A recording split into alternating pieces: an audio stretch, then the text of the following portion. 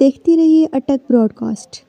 बिस्मिल्लाहिर्रहमानिर्रहीम। आज हम दोपहर से अपने काफ़िले समेत निकल रहे हैं इस्लामाबाद के लिए और आगे जाकर मियाँ मोहम्मद जुनैद साहब और इकबाल खान साहब के काफ़िले में शामिल होकर इंशाअल्लाह उनके साथ जाएंगे।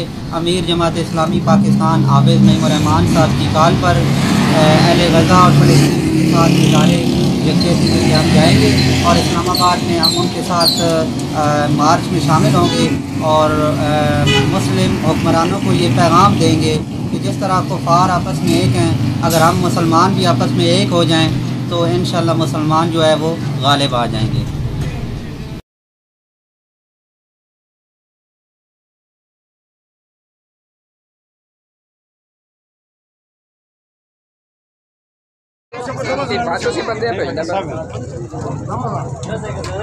नहीं अजय नहीं भेजे।